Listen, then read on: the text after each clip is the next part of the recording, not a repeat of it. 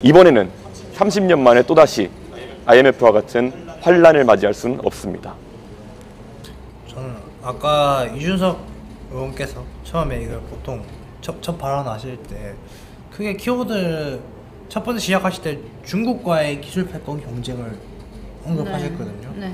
근데 이제 이 중국과의 기술 패권 경쟁을 이번뿐만 아니라 이전부터 지금까지 쭉 강조해 오셨어요. 그래서 이러한 국제적 상황을 먼저 언급하시고 본인이 첫 번째로 이공계 출신으로서 그런 과학기술에 대한 이해도가 높으신 걸 어필하시고 그리고 그 유학을 하셨잖아요. 하버드 대학교나. 그래서 본인이 마인드 자체가 마인드도 있고 그리고 언어적인 측면에서도 세계적인 정상들과 소통을 용이하게 할 수 있다. 그런 점에서 지금 중국과의 과학기술 패권 경쟁 혹은 지금 뭐 미중 신냉전 같은 그런 국제 정세에서 본인이 적합한 리더자다 라는 점을 아마 어필한 내용이 아닌가 싶어요. 저는 저는 시작은 그 과학기술 전문가가 정치를 운영하는 중국과 법률가 위주의 우리나라 정치를 비교하면서 본인을 어필한 것 같습니다. 이거 하버드 SOP에서도 이 얘기 하셨다고 되게 많이 언급했던 내용이었던 것 같아요. 근데 여기 이 대선 토론 첫 번째 시작 발언도 그걸 활용을 해가지고 사실 원래 이 계엄으로 인해서 이 21대 대통령 선거가 촉발된 거잖아요.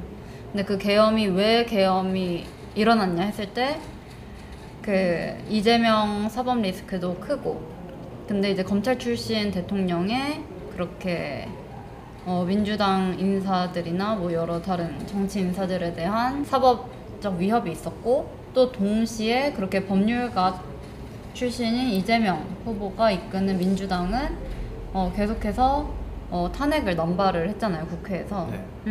그러니까 이걸로 인해서 계엄이 일어났고 그리고 이준석 후보는 다소 객관적인 입장에서 이게 다른 것 때문이 아니라 법률가 출신들의 그런 서로를 적대하는 그리고 그거를 정치 제도를 10분 활용해가지고 서로 죽이기에 몰두해 있던 그런 상황에서 우리나라의 그런 경제적인 문제 그리고 또 과학기술 발전이 뒤처지고 있다.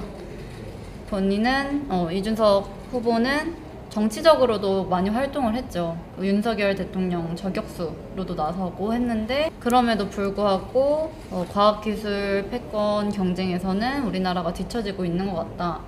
그래서 본인이 이러한 여러 복합적인 상황을 타개할 적격자다. 이런 얘기를 하는 것 같습니다. 또 무슨 얘기를 할까요?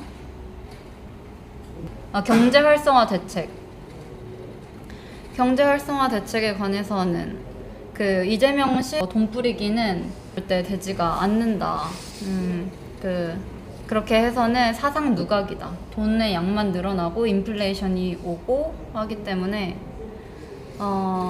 지속 가능한 성장이 이루어지지 않는다. 이런 말씀하시는 것 같아요. 아까 그래서 그 언급해주신 흐름에서 이제 호텔 경제론을 말씀하셨잖아요. 그래서 이거 도론망물을 아마 뒤에 우리가 살펴볼 내용에서도 한 번 더 이준석 의원이 이재명 후보에게 그걸 언급하시는데 결론적으로 경제라는 것을 이재명 의원이 너무 라이트하게 바라보고 너무 단순화해서 경제를 그냥 돈을 좀 더 뿌리고 지역에 얼마 주면은 경제가 살아나고 활성화 될 것이다 라는 그런 주장을 처음에 비판하면서 그런 포퓰리즘이 아니라 이준석 의원이 최저임금 그 지역별 차등화를 말씀하셨잖아요. 공약으로. 그게 물론 공약의 호불호도 있을 수 있지만 저는 그 공약의 취지는 결국 경쟁을 통한 발전을 추구하는 게 아닌가. 경쟁? 네, 왜냐면 지역별로 지역에 맞는 최저임금을 설정함으로써 지자체 간의 경쟁을 일으켜서 또 능력이 있는 지자체가 더 발전할 수 있는 그런 기회를 주자는 취지가 아닌가. 아니 그건 아니에요. 그건 아니에요. 그건 아니고 그 이준석 후보가 네. 그 라이브에서도 여러 번 설명했듯이 그 만약에 준영 씨의 말대로라면은 네. 지자체가 최저임금으로 사람 이렇게 경쟁을 시킨다면은 사람들이 그 최저임금이 높은 곳으로 이사를 가야 되잖아요. 네. 그런데 이준석 후보는 절대 그게 아니라 이사를 가는 거는 자기 이익에 따라서 알아서 가는 거겠지만 오히려 그 이사 비용도 많이 들기 때문에 그런 이탈이 크게 일어나지 않을 것이다. 그렇기 때문에 최저임금을 차등 적용을 해도 수도권 과밀화가 심해지진 않을 것이다. 그렇게 변호를 많이 하셨는데 라이브에서. 그런가요? 네, 그랬습니다. 왜냐면은 그 최저임금 이 차등 적용의 부작용으로 사람들이 수도권 과밀화가 더 심해지면 어떡하냐라는 질문이 정말 많았어요. 근데 그거에 대해서 이준석 후보는 많이 반박을 한 거죠. 그러니까 지역별로 경쟁을 시키겠다. 이거는 no. 그러니까 법인세율을 통해서 그런 기업 유치 경쟁을 일으키겠다. 그건 맞거든요. 근데 최저임금을 통해서 그 지자체의 경쟁을 일으키겠다. 그건 아니에요. 네. 감사합니다. 네. 단적인 예를 한번 들어본 거라니까요. 왜 이렇게 단순하세요? 단순하게 말씀하셨죠.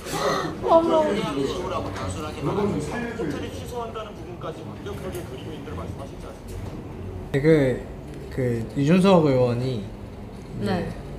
처음에 AI를 질문했고 호텔 경제론을 질문했고 정년 연장과 청년 일자리에 대한 연관성을 질문 세 가지를 크게 했어요. 네. 그 본인이 영상을 찾아보면은 그 셔츠 딱 하얀색 셔츠 입고 딱 팔짱 끼면서 네. 굉장히 전문가적인 모습으로 경제가 무엇인지 알려주겠다 이런 느낌으로 나와서 이 호텔 경제학론을 설명을 해주셨는데 사실 말이 안 돼요. 결과론적으로 호텔은 망했잖아요. 10만 원을 네. 손실을 가진 건데 아니 이거 왜 이러는 거야? 호텔 10만 원 예약. 호텔에서 침대를 10만 원 주고 구입함. 가구에서 치킨을 10만 원 주문함. 치킨집에서 문방구에서 물품 10만 원 구입. 호텔에서 빌린 돈 10만 원을 갚음. 근데 문방구에서 왜 호텔에 잠깐만 문방구에서 왜 호텔에 돈을 빌린 거지? 잠깐만. 근데 호텔 예약을 취소했어? 아니 근데 이거는 말이 안 호텔에 이거 그만큼- 호텔 예약 취소된 거는 그 자영업자 신용대출로 이거 다시 갚아줘야겠는데? 자영업자란다. 소상공인 대상으로 하는 긴급 대출 이런 걸로 저는 그냥 이해가 안 돼요. 그냥 어떻게 보면은 뭐 지역 화폐, 기본소득 같은 이재명 대표의 시리즈가 네. 이걸 우리가 보통 보편적 복지라고 하거든요. 네. 그러니까 모든 사람들에게 차등을 두지 않고 똑같이 복지를 하자. 이게 네. 이제 보편적 복지고. 네. 근데 저는 복지가 우리가 왜 생겨났냐를 생각해 보았을 때 복지라는 게 결국 자본주의 시스템의 폐단을 해결하기 위해 나온 거거든요. 자본주의 시스템이란 게 불평등을 만들고 그 자본주의 시스템으로 인해서 불평등을 겪는 노동자층에게 네. 그 기본적인 경제적인 그 생활 수준을 보장할 수 있는 그러한 지원 시스템 자체가 복지거든요. 네. 그러니까는 자본주의에 의한 양극화, 불평등을 해결할 수 있는 방안 자체가 일종의 복지 시스템인데 복지가 모든 사람에게 똑같이 주어지면 그 복지 효과가 제대로 나지 않거든요. 그러니까 그 개개인에게 필요하고 그 개개인의 상황에 맞는 복지를 차등적으로 해야 하는, 그러니까 차등적 복지를 해야지 그 복지의 효과가 드러나는 것인데 이재명 대표의 복지는 너무 단순화된 것 같아요. 그 아이디어 자체가 저는. 네, 그 개인적으로 차등적으로 적용을 하기 위해서는 또 관료 세력 규모가 또 커질 수도 있어서 그러면 그런 그 복지 제도를 현실적으로 그 행정을 처리하기 위한 비용도 조금 있어가지고 어떤 사람들은 보편 복지가 오히려 비용 절감이 되는 방안이라고 하는 경우도 있는 것 같아요. 네, 맞죠. 그러한 의견을 제시하는 사람들도 있는 걸로 저는 알고 있습니다. 근데 아까 말했던 그런 선택적 그런 선별 복지 같은 경우에 네, 우리나라 행정 시스템에 있는 그런 다양한 데이터들이 정리가 된다면 AI나 이런 거를 활용을 해가지고 그 선별 그런 복지가 필요한 사람들을 찾는데 활용을 할 수 있겠다. 근데 진짜 AI를 활용하면은 진짜 좋을 것 같아. 이 선별 복지로 할 때.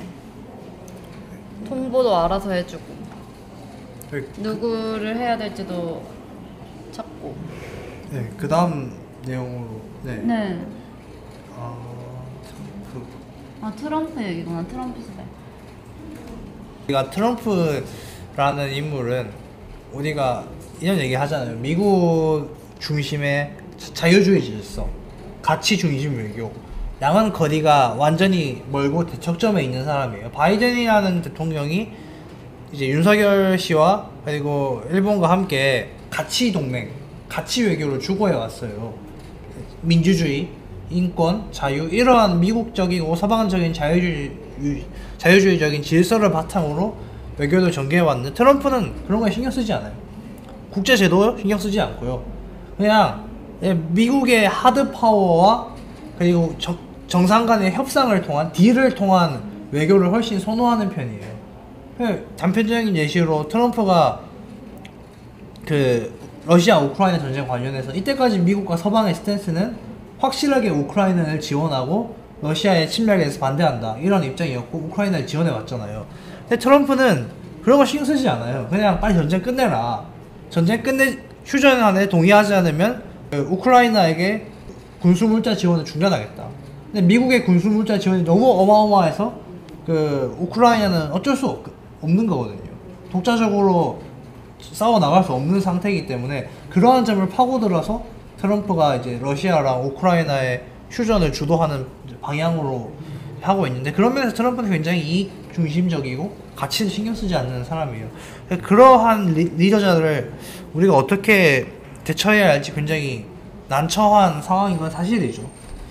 네, 사실 여기에 대해서는 어떠한 리더자도 혹은 어떠한 전문가도 확실하게 우리가 이렇게 하면 됩니다 라는 해결책은 못 놓고 있는 건 사실이에요. 트럼프라는 인물이 굉장히 가변적이고 예측할 수 없는 인물이기 때문에. 근데 오히려 지금 이준석 후보가 방금 그 공약 발표에서 그 준현 씨가 말한 가치 외교를 복원하자는 그런 함의를 가지고 말씀하신 것 같아요. 왜냐면은 우리나라는 미국의 그런 깊은 동맹이었고 역사적으로 그렇기 때문에 그러한 국가 간의 우정을 강조해가지고 현실의 문제를 해결을 하자, 이런 외교 통상 문제를 해결을 해야 된다. 그러니까 민주주의나 자유주의라기보다는 트럼프 역시도 그런 군사나 전쟁 관련해서는 한국군을 많이 존중했었잖아요. 그 이전 1기 때도, 트럼프 1기 때도. 비록 우리나라에게 그런 군수 비용을 청구를 했지만 현재 윤석열 대통령 집권 기간 중에는 그런 움직임조차도 하나도 없었기 때문에 그런 것들을 강조해야 된다라고 말씀하시는 것 같습니다. 네. 이준석. 다음 내용 넘어갈까요? 네. 뭔가 그 데이터 센터 해적 개입을 하려면은 그 풍력 발전이 필요하다. 근데 그 풍력 발전은 중국의 주요 수출 품목이다. 이거는 많은 국민들이 몰랐을 부분인데 잘 지적을 해가지고 엿봐낸 것 같아요, 이준석 후보가.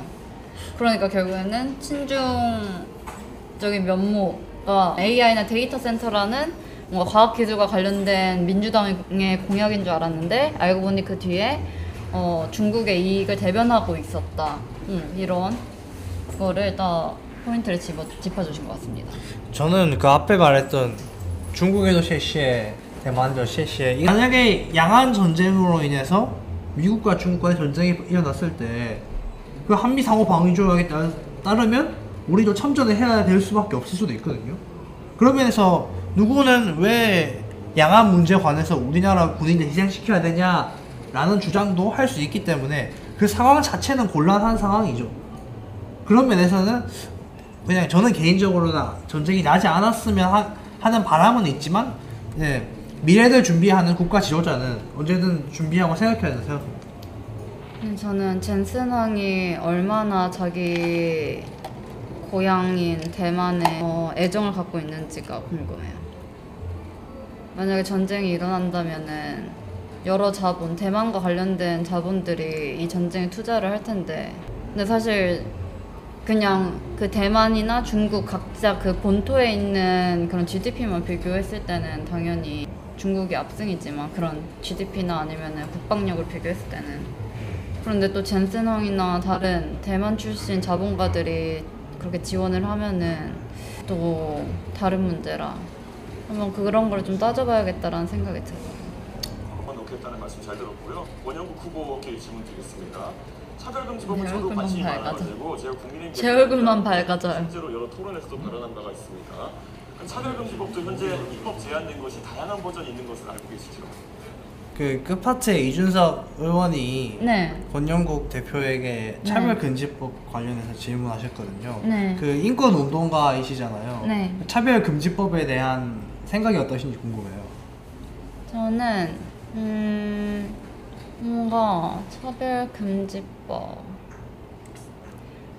뭔가 너무 구체화되지 않은 것 같아요. 구체화되지 않은 채로 오랫동안 국회에서 계류되고 있다. 논의를 하려고 하면은 기독교 세력 때문에 논의가 지속되지 않고 있고, 국회 내에서 그 차별금지법이나 아니면 동성혼 법제화에 관심 있는 의원들이 좀 지속적으로 세미나라도 좀 해주시면 안 되나 이런 생각을 합니다. 이준석 후보는 그거를 딱 짚었잖아요. 그런 전과자. 네, 맞아. 전과자에 대해서는 아주 철저하게 그렇게 스크리닝을 하고 있는데, 그 정당 차원에서 왜 그거는 안 봐주냐. 전과자도 정치를 할 수 있는 거. 성범죄자 뭐 이런 사람들도. 근데 차별이라는 게 차별금지법. 그러니까 정치에서는 안 되고 또 기업에서는 되고, 또 이런 게 또 민간과 공적 영역에서의 차이도 있을 것 같기 때문에 앞으로 정말 우리나라 사회가 풀어나가야 할 문제들이 많을 것 같습니다. 근데 너무 스트레스가 크잖아요. 그 숙대 트랜스젠더 입학만 해도 진짜 한번 크게 터진 이후로 아직도 논의가 진전되고 있지 않은 상황인데, 전과자도 일을 할 수 있는가. 그런데 저는 그 전과자들의 재사회화에 관해서는 정말 적극적으로 사회가 도와야 한다고 생각을 하거든요.